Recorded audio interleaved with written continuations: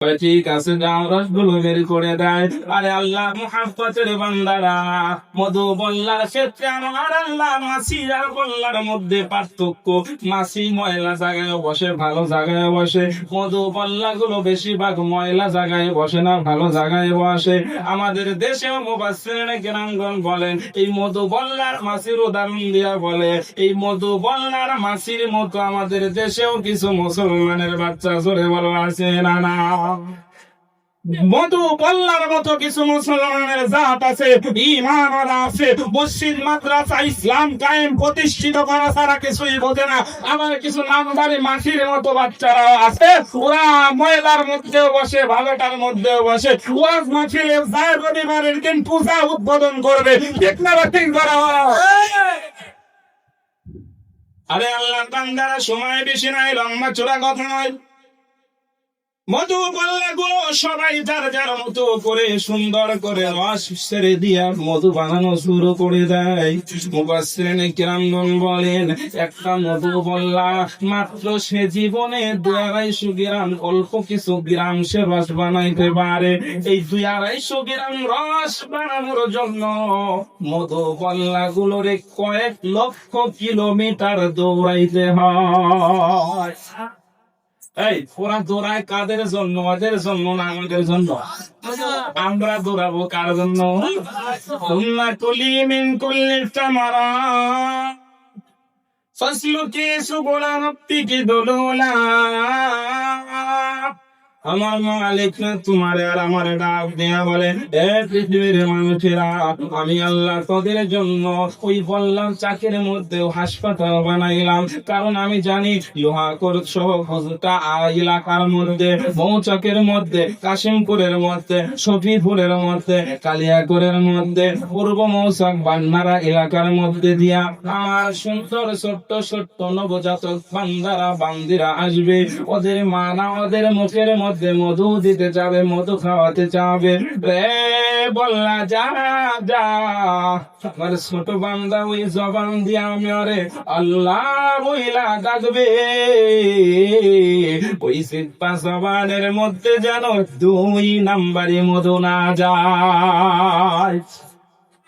ولقد ذرأنا لجهنم كثيرا من الجن والإنس لهم قلوب لا يفقهون بها ولهم آذان لا يسمعون بها ولهم أعين لا يبصرون بها أولئك كالأنعام بل هم أضل أولئك هم الغافلون।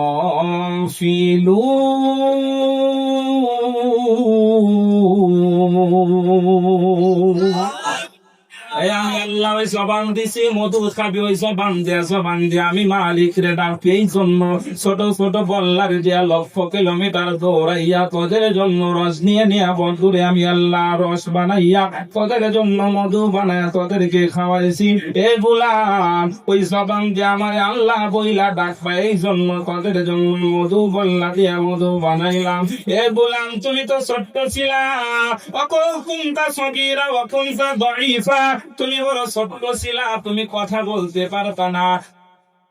তুমি তোমার মায়ের কোলে তখন চলে আসছো, কথা বলার শক্তি ছিল না, গান গান বোঝার শক্তি ছিল না। তোমার মায়ের স্তনটা আমি আল্লাহ না খাবার নামক হোটেলটা তোর মুখ থেকে মাত্র 2-4 ইঞ্চি দূরেই না লাগাইয়া দিলাম। তোর আর তোর মার মধ্যে একটা ভুলটুক কালেকশন করে দিয়েছিলাম। এগুলা তুমি না মারে যখন চিল্লা দিনি দিতা, মা বুঝতে পারতো তোমার দুধ খাওয়াইতো। বললাম তোর মুখে তো দাঁত ছিল না, শক্ত খাবার খাইতে পারত না। যখন মোরা ছোট্ট ছিলাম, দাঁত ছিল না মুখে, তরল খাবার দিল মাওলা মা জননীর বুকে। ঠিক না বা ঠিক? আল্লাহ বানাইছেন নারী, দেয়নি মুখে তাদের দাড়ি, গলাটা হয় তেল তেলে আর বুকে মধুর হাড়ি। আল্লাহ ডাক দিয়া বলে, গোলাম রে, আমি আল্লাহ তোর জন্য সব কিছু দিলাম, সব কিছু দিলাম। আমি আল্লাহ জবান দিলাম, কথা বলার শক্তি দিলাম, কিছুই বলতে পারতি না। ধরতে ছিল, হাত ছিল, ধরার ক্ষমতা ছিল না। পা ছিল, চলার ক্ষমতা ছিল না। কান ছিল, শোনার ক্ষমতা ছিল না। চোখ ছিল, দূরে দেখার ক্ষমতা ছিল না। ব্রেন ছিল, মাথা ছিল, বোঝার ক্ষমতা ছিল না। দাঁত ছিল না, মুখ ছিল, খাবারের ক্ষমতা ছিল না। আমি আল্লাহ তোরে সব কিছু আস্তে আস্তে ক্ষমতাওয়ালা বানাইলাম। আরে মালিক গোলাম, ওই মধু খায়া খায়া এখন বড় হয়ে আমি মালিক রে কেমনে ভুলে গেলি? আমার মালিক না তোমার আর আমার ডাক দিয়া বলে, ইয়া আইয়ুহাল ইনসানু মা গররাকা বিরাব্বিকাল কারীম আল্লাযী খালাকাকা ফাসাওয়াকা ফাআদালাক ফি আইয়ি সূরাতিন মা শাআ রাক্কাবাক। আল্লাহু আকবার। আরে আমি আল্লাহ তোর এত সুন্দর সূরাত আকৃতি দিয়ে বানাইলাম, এখন আমি মালিক রে ভুলে গেলাম। আমি মালিক রে বিল্ডিং পায়া মিল ফ্যাক্টরির মালিক হয়ে ভুলে গেলাম। আরে আমার দরবারে তো অবশ্যই ফিরে আসতে হবে। এখন আমি মালিক রে কেমনে ভুলে গেলাম? আমি মালিক রে কেমনে ভুলে গেলাম? কারিম নামক রব থেকে তোরে কে ধরে সরায় দিল রে? কে তোরে ধরে সরায় দিল? তোর ব্যবসা আমার থেকে দূরে সরায় দিছে, তোর মিল ফ্যাক্টরি আমি মালিক থেকে দূরে সরায় দিছে। না গোলাম না, আমি মালিক রে ভুলে যাও না। আমি আর কাছে কিন্তু আবার ফিরে আসতে হবে, আমি মালিকের কাছে কিন্তু আসতে হবে। আল্লাহ বলেন, ইয়া আইয়াতুহান নাফসুল মুতমাইন্নাহ ইরজিই ইলা রাব্বিকি রাদিয়াতাম মারদিয়া ফাদখুলি ফি ইবাদি ওয়াদখুলি জান্নাতি। এ গোলাম, আমার কাছে কিন্তু আসতে হবে। মালাকুল মউত নামক আজরাইল পরে ধরবে, মধু খায় খায় এমনি এমনি পার হয়ে যাইবা। বাক্স মধুর কথা কেউ শিখাবে না, এই বাক্স মধুর হিসাব রাখবে না। না না না, মালাকুল মউত আজরাইল না তোমার কাছে চলে আসবে। এ মৌচাকের মুসলমান গো, বেশি লম্বা তোরা বয়ান লাগে না, একটু দিলটারে নরম করে দিয়া একটা আওয়াজ দিয়া বলেন তো, মাটির ঘরে আমাদের যাইতে হবে কি হবে না? আল্লাহর কাছে ফিরে চাইতে হবে কি হবে না?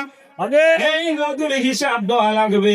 যে জবান দেয়া মধু খাইছ, ডাক্তার, কম্পিউটার, নাসার বিজ্ঞানীরা জিব্বাটার ল্যাবে সায়েন্সের মধ্যে দিয়া গবেষণা করে বলে, এই জিব্বার মধ্যে আমার আল্লাহ ৬,০০০ কম্পিউটার দিছে। আরে একটু জোরে বলো। এই জিব্বাটা কমাস কম ৬,০০০ আইটেমের স্বাদ আলাদা আলাদা করে বলে দেয়। সুবহানাল্লাহ নাই? আরে আল্লাহ বান্দারা, এই চক্ষু নামক যে সাঁতার আছে, চোখ আছে, এই চোখের জন্য, চোখটাকে রানিং রাখার জন্য, দৃষ্টি শক্তি ঠিক রাখার জন্য না আমার মালিক না প্রত্যেক ৫ মিনিটে মিনিটে ১ ফোঁটা করে পানি ব্যবহার করেন।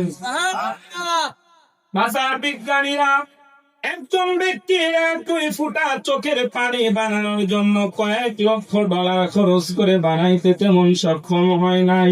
আরে গোলাম বুঝলি না, আমি আল্লাহ যদি একদিনে ১ ফোঁটা চোখের পানির বিল চাই, মৌচাক বিক্রি করে হতো বানাইতে পারবি না, দিতে পারবি না। ঠিক না বা ঠিক জড়ে কয়? আরে আল্লাহর মুহাব্বতের বান্দারা, আল্লাহ এই জন্যই ডাক দিয়া বলে, মধু খাইছো, সব কিছু খাইছো, আমার কাছে আসতে হবে, হিসাব দিতে হবে, কবরে আসতে হবে। মালাকুল মউত আজরাইল যে কোনো সময় তোমার আর আমার কাছে এসে উপস্থিত হয়ে যাবে। হে মৌচাকের মুসলমান গো, দিলটা নরম করেন, ২টা মিনিট ১ ফোঁটা চোখের পানি কবরের কথা স্মরণ করে কি ফেলে দেওয়া যায় না? হে বন্ধু, আল্লাহ তো চক্ষু দিয়েছে, এখন কোন কাছে তাকাইতে পারতেছে। সবাই চোখ ফোঁটা বন্ধ করেন, একবার বন্ধ করছেন, বন্ধ করছেন, আবার তাকান, তাকাইছেন? হ্যাঁ, দেখা যায় আমারে, আবার বন্ধ করেন তো, দেখা যায় আমারে? এ যুবক, দিলটা নরম করো, ২টা মিনিট ১ ফোঁটা চোখের পানি দেখো ফেলাই দিতে পারো কিনা। মাথাটা নিচু করে দাও, এই মাথাটা নিচু করেন, চক্ষুটা বন্ধ করেন। এমন মন রে এবার ডাক দিয়া বলেন, পাগল মন রে, ওয়াজ মাহফিলের প্যান্ডেলে বসছি, চক্ষুটা বন্ধ করছি, এখন যদি মনে চায় ইচ্ছা করে আবার খুলতে পারবো, সবাই দেখতে পারবো, কিন্তু এমন একটা সময় আসবে, এমন একটা মুহূর্ত যে কোনো সময় চলে আসবে রে মন, চক্ষুটা মনের অজান্তে আমার অনিচ্ছাকৃত ভাবে বন্ধ হয়ে যাবে রে, আর কোনোদিন খোলার শক্তি পাবো না। এমন চক্ষুটা বন্ধ হয়ে গেলে আর খোলার শক্তি পাবো না। আমার নামে মসজিদে এলান হয়ে গেল, মৌচকের অমুক অমুকে নাই। কেউ বাজারের দিকে রওনা দেয় বাঁশ কাটার জন্য, কয় ভালো বাঁশ আনিও, আমাদের সারে ভালো মোটা পাকা বাঁশ আছে, ওগুলা নিয়ে আসো। ছোট ভাই আর বড় ভাই কয় ভাইজানের জন্য, বাবার জন্য দামি কাপড় যা মৌচক থেকে নয়, কোনাবাড়ি না ঢাকা থেকে তাড়াতাড়ি দামি কাপড়ের কাপড় লইয়া আয়। যুবক, তোমার আমার জন্য কেউ বা আবার কবরস্থানের দিকে রওনা হয়ে কবরটা খননের জন্য দৌড়ায় গেছে। সব ইন্তজাম শেষ হয়ে গেল, আমি তো লাশ হয়ে জমিনের মধ্যে পড়ে আছি। আস্তে করে ঘর থেকেও বের করে দেয়, আরেকটু দূরে উঠানের মধ্যে দিয়ে যায়, আরেকটু দূরে করে দেয়। সমস্ত মানুষগুলা মশারি টানাইয়া, আত্মীয় স্বজনেরা গরম পানি আর সুন্দর বড়ই পাতা দিয়া, সাবান দিয়া, হাতের গোলাপ দিয়া আমারে না সুন্দর করে জাতির মতো সাজাইতেছি। আমারে সাজাও কেন, কেউ আমার কোনো কথা শুনবে না, কেউ আমার কোনো কথা শোনে না রে মন, সবাই না আমারে নিয়ে ব্যস্ত, সবাই না আমারে নিয়ে ব্যস্ত। এসএসসি দিবে আমার সন্তান কান্না করে, ওর কান্নার জবাব দিতে পারি না। বেটা কান্দিস না, তোরে না নতুন জুতো কিনে দিব, সাইকেল কিনে দিব, সন্তানের কান্না থামানোর জবাব আমি দিতে পারি না। 2-1 বছরের ছোট সন্তান কান্না করে, সন্তানের কান্নার জবাব দিতে পারি না। তোরা আমার ছোট ছোট সন্তানেরা না কান্না করে, কোনো জবাব দেওয়ার মতো ক্ষমতা নাই, সবাই যার যার মতো কান্না করতেছে। তোর ছোট্ট সন্তান কান্না করে, বাবা বাবা চিপস কিনা দিবা না, বাবার কোনো কথা বলে না, বাবার কথা বলবে না।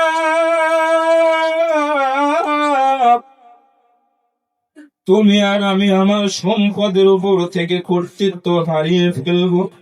লাশ দাফন মাটির ঘরে দেওয়ার আগে যার যার মতো বিল্ডিং আর জমি দখল করে ফেলাবে। এ যুবক মুরব্বীরা রে, সবাই কান্না করে, তোমার আর আমার নিয়ে না কবরের দিকে রওনা হয়ে গেল। জানাজার নামাজ শেষ হয়ে গেছে, অনেক আত্মীয় স্বজন কবরের পাশে গেছে, ভাবছিলাম সবাই আমার সাথে থাকবে গো, কিন্তু না, 2-3 জন মানুষ আমার কবরে আমার সাথে নেমে গেল।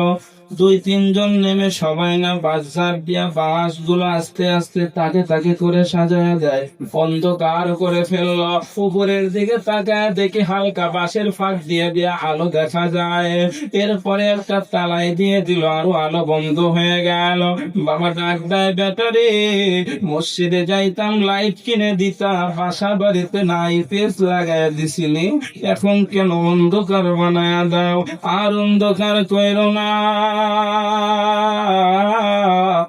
কেউ আমার কথা শোনে না রে, সবাই যার যার মতো মাটি দেওয়া শুরু করে দিল। মাটি দিয়া অল্প ফাঁক যতটুকু ছিল আলো বন্ধ করে দিয়া সবাই যার যার মতো না বাড়ির দিকে রওনা দিয়ে দেয়, সবাই যার যার মতো বাড়ির দিকে না রওনা দিয়ে যায়। এমন সময় পিছনের দিকে সবাই তাকায় দেখে সবাই চলে আসছে, আদরের ছোট সন্তান চলে আসে নাই। চোখের মুসলমান গো মুরব্বী বাবারা, দিলটা নরম হয় না, এক ফোঁটা চোখে পানি আসে না। আমি আমার বাবাকেও না নিজের হাতে নাও মাটির ঘরের মধ্যে যেই দিন 2 বছর আগে শোয়াইছিলাম, জানো সমস্ত মানুষ আমি শুভ আস্তে আস্তে না হাঁটতে হাঁটতে ধুলতে ধুলতে দূরে যাইতেছি, আর বাবার কথা মনে হইতেছে। পিছনের দিকে তাকায় দেখি আমার ছোট ভাই ইন্টারে পড়ে, আলামিন নামক ছোট